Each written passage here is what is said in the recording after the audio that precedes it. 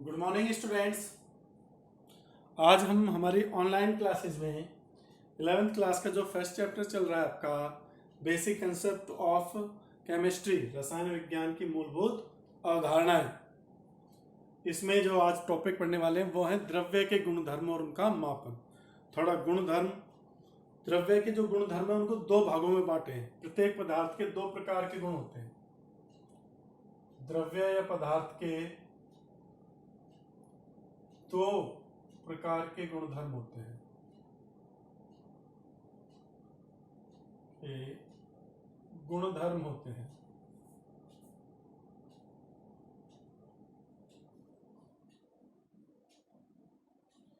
पहला है भौतिक गुणधर्म और दूसरा है रासायनिक गुणधर्म, फिजिकल प्रॉपर्टीज।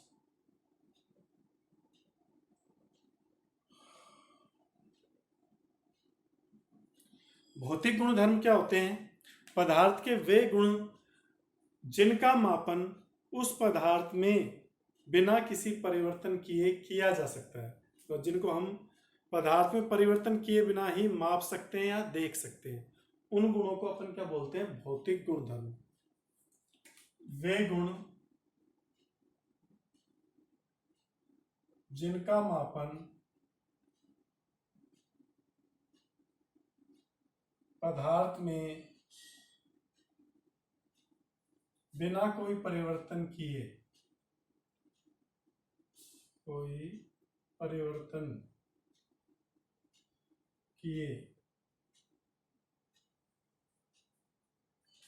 किया जा सकता है।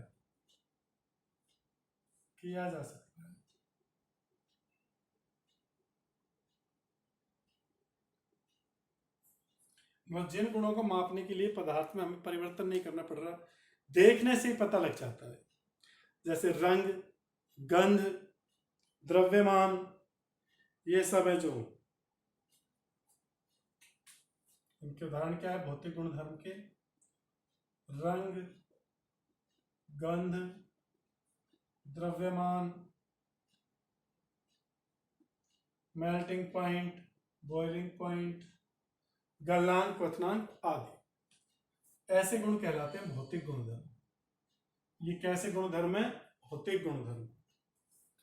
दूसरे आते हैं रासायनिक गुणधर्म।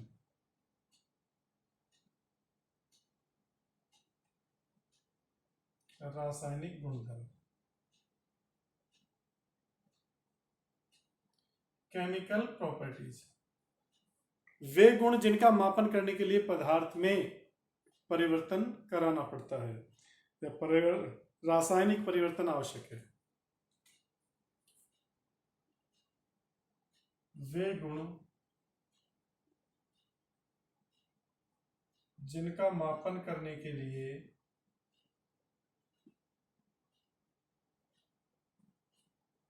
पदार्थ में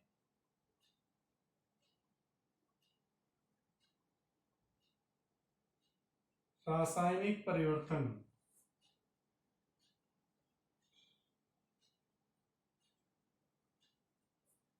आवश्यक हो।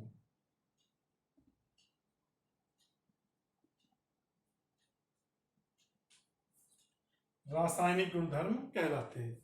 उदाहरण के लिए,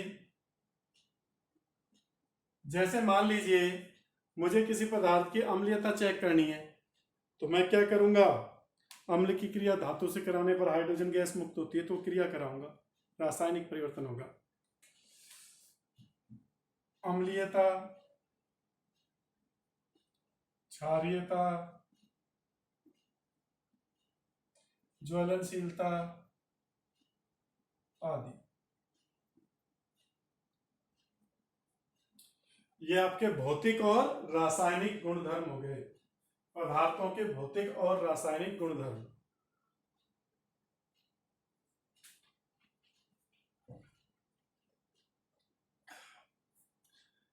स्क्रीनशॉट ले लीजिए इनका, फिर आगे इनके मापन के बारे में देखते हैं।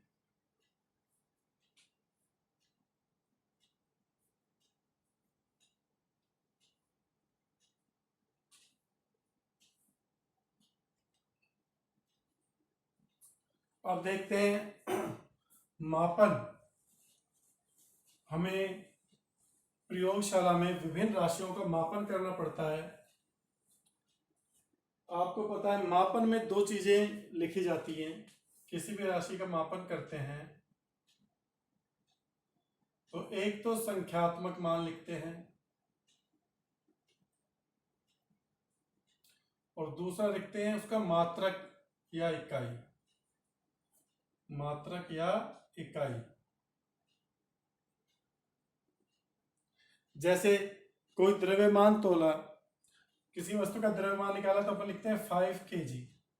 तो 5 तो संख्यात्मक मान है और किलोग्राम क्या है उसकी इकाई। किलोग्राम क्या है इसकी इकाई है जिससे तुलना की जाती है, जिससे कि तुलना की जाती है। ये इसकी इकाई है।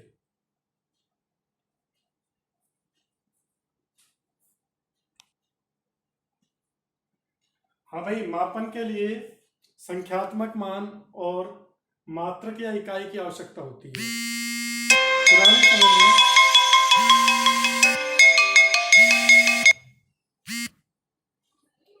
पुराने समय में दो पद्धतियां चलती थी, एफपीएस और सीजीएस। एफपीएस मतलब फुट पाउंड सेकंड। लंबाई का मात्रक फुट, द्रव्यमान का पाउंड और समय का सेकंड। और एक ये लंबाई के मात्रक के लिए सेंटीमीटर, द्रव्यमान के लिए ग्राम और सेकंड। लेकिन वर्तमान में हम एसआई पद्धति का अनुसरण करते हैं, इंटरनेशनल सिस्टम। वर्तमान में मापन के लिए कौन सी पद्धति काम में ली जाती है? एसआई पद्धति। वर्तमान में एसआई सिस्टम काम में लेते हैं।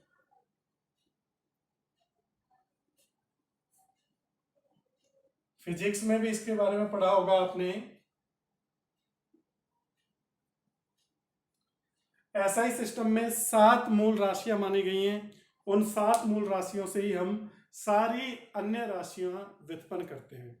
7 मूल राशि और उनके मात्रक हमें याद होने चाहिए, उससे ही हम अन्य राशियां मापते हैं। तो इन 7 मूल राशियों को देख लीजिए, फिजिक्स में भी सर ने बताया होगा आपको।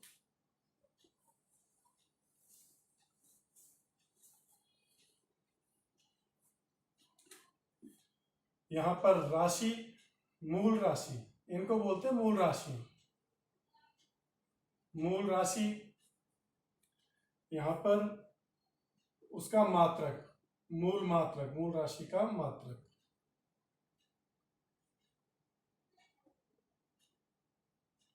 सेवन है। सबसे पहली जो मूल राशि है वो क्या है? लंबाई। लंबाई जिसको अपन स्मॉल एल से भी लिखते हैं और इसका मात्रक क्या है? मीटर। ऐसे दूसरा द्रव्यमान, मास, इसका मात्रक क्या होता है? Kilogram, KG, kilogram. तीसरा, अच्छा शॉर्ट में लिख दिए, किलोग्राम।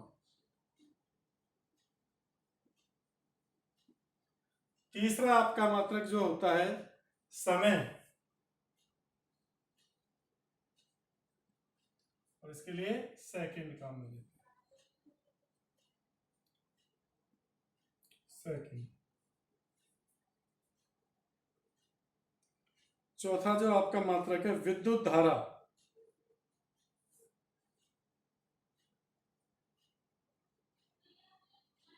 आई से लिखते हैं, इसको रिप्रेजेंट करते हैं, इसका मात्रक है एम्पियर।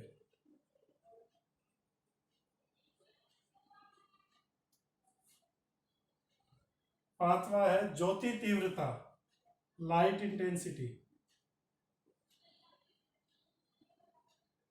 ज्योति तीव्रता, इसको अपन आईवी से लिखते हैं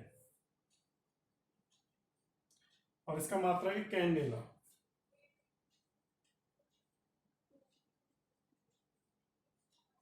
सी डी। छठा है ऊष्मागतिक ताप। ऊष्मागतिक ताप, टेम्परेचर, जिसे अपन केल्विन में लिखते हैं, केल्विन। इसका मात्रक के है। इसके बाद सातवां है आपका पदार्थ की मात्रा।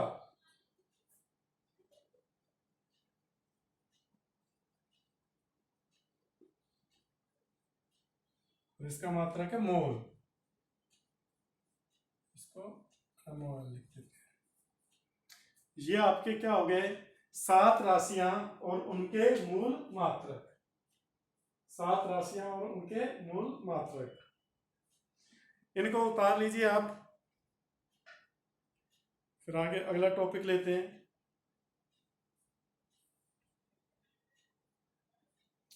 इन 7 मूल राशियों से ही अन्य राशियां व्युत्पन्न की जाती हैं, अन्य भौतिक राशियां और उनकी इकाई। तो उनका और एग्जाम्पल देख लेते हैं। इनका स्क्रीनशॉट ले लीजिए।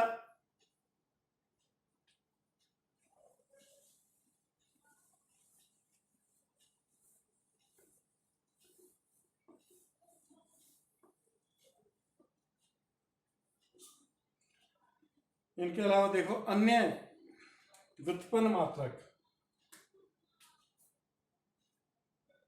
मूल मात्रकों से व्युत्पन्न मात्रक उत्पन्न किए जाते हैं।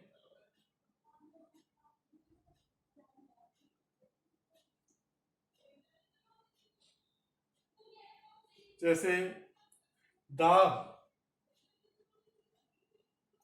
दाब का मात्रक क्या है?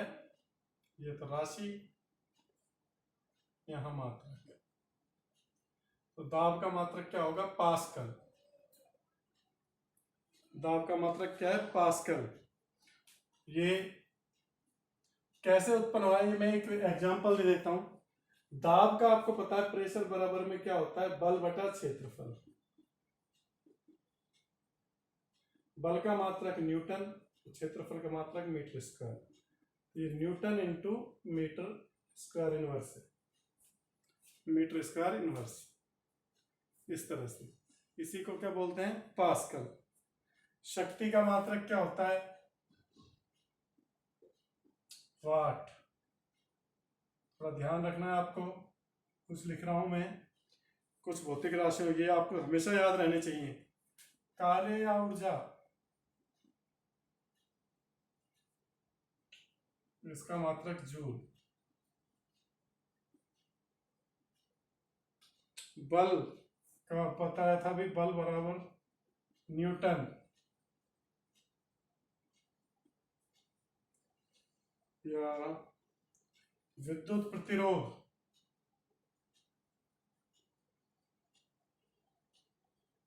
इनका मात्रक होता है ओम।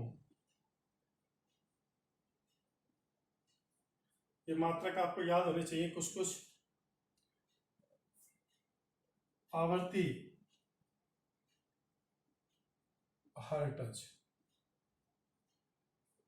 इसको बोलते हैं हर्ट्ज या सेकंड इनवर्स, एच जेड से लिखते हैं इसको। ये आपके व्युत्पन्न मात्रक हो गए कुछ। अब देखिए, इन मात्रकों से पूर्व जो अनुलग्न लगाए जाते हैं, पूर्व लग्न, जिससे कि इनके मान को कम या ज्यादा किया जा सके। कुछ ऐसे पूर्व लग्न हैं जो आपको याद रहने चाहिए, फिक्स हैं जो, उनको और देखते हैं।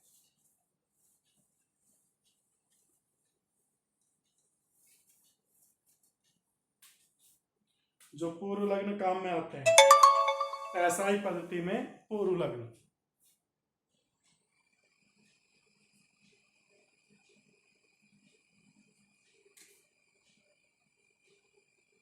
एसआई पद्धति में पूर्व लग्न। तो कुछ धनात्मक है, कुछ ऋणात्मक है, दोनों याद रखने हैं। पहले अपन धनात्मक को ले लेते हैं। अगर 10 गुना मान है, तो इसको बोलेंगे डेका। 10⁻2 है तो उसको बोलेंगे हेक्टो। 10⁻3 है तो किलो। 10⁻6 है तो मेगा। 10⁻9 है तो गीगा।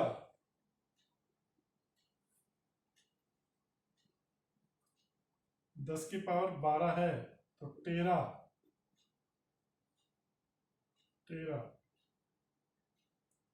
10⁻15 इसको बोलते हैं पेटा।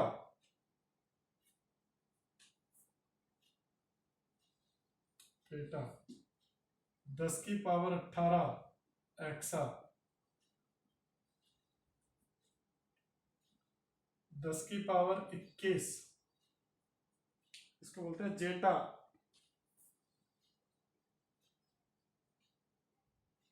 और 10⁻24 इसको बोलते हैं योटा। योटा। ये सब कैपिटल लेटर से ही दर्शाई जाती है, बस इन दो को छोड़कर। इसको डीए लिखते हैं, इसको एच, हेक्टो। इसके अलावा सब कैपिटल लेटर से दर्शाते हैं सबको।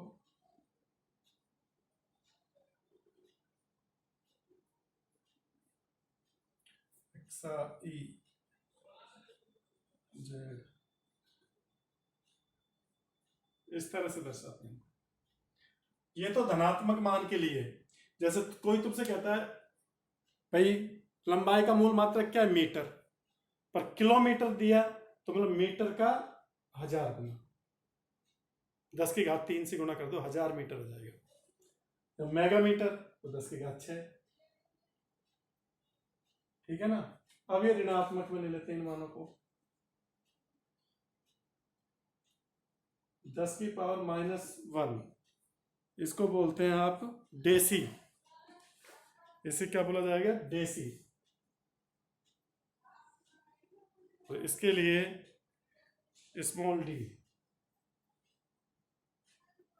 10⁻−2 सेंटी, देखते ना सेंटीमीटर, सी। 10⁻−3 ये क्या, मिली।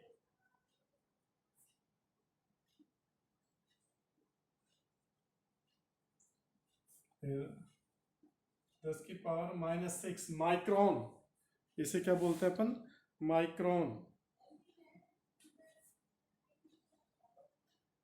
माइक्रो आपने पढ़ा होगा ये, म्यू से दर्शाते हैं इसको। इसके बाद 10⁻−9 नैनो।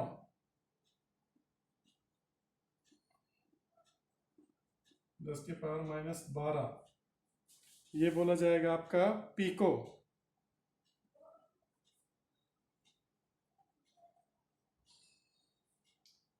10⁻−15 फर्मी या फेम्टो।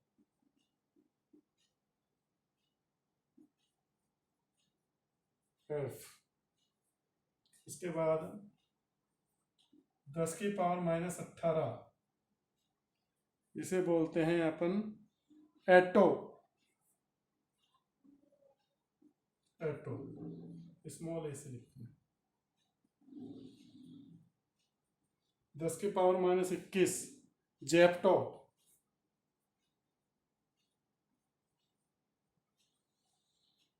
और 10⁻−24 ये लिखा जाता है योक्टो। स्मॉल वाई से। तो ये आपके पूर्व लग्न जो मानों को घटाने बढ़ाने के लिए लिखते हैं उनके लिए काम में आते हैं ये। जैसे माइक्रोमीटर है, 1 माइक्रोमीटर का मतलब क्या हो गया, 10⁻6 मीटर। या नैनोमीटर है तो 1 मीटर, 1 नैनोमीटर में 10⁻9 मीटर होंगे। इस तरह से ये मान सीधे आपको याद रखने हैं। ये पूर्व लग्न इनको उतार लीजिए।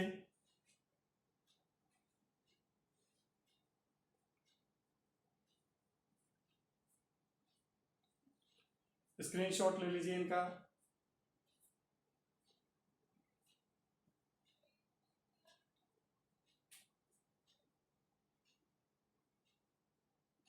हाँ भाई, ले लिया स्क्रीनशॉट।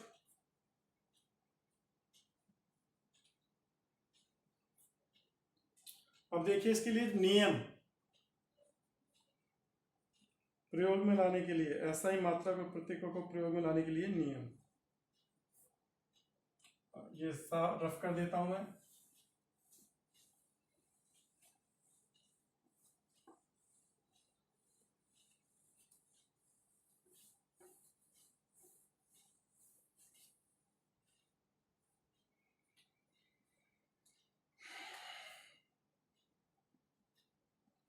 देखो नियम क्या है इनको प्रयोग में लाने के।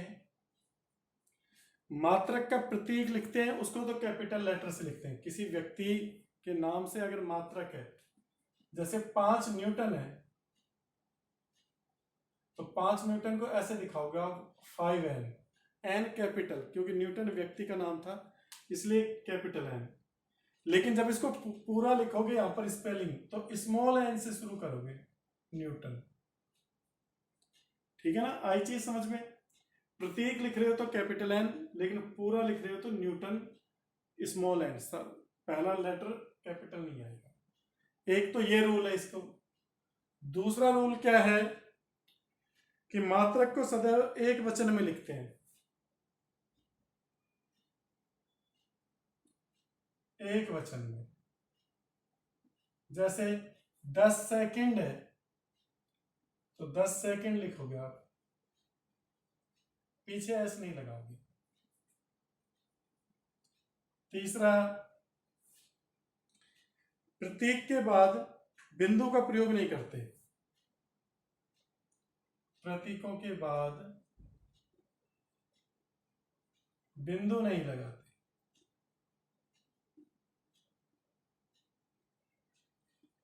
जैसे सेंटीमीटर है तो ऐसे लिखोगे, इस तरह से नहीं लिखोगे, ये गलत है, ये सही है। सेंटीमीटर। और पूर्व लगन में प्रतीक के बीच में स्पेस नहीं छोड़ते, पूर्व लगन व प्रतीक के बीच स्थान नहीं छोड़ा जाता।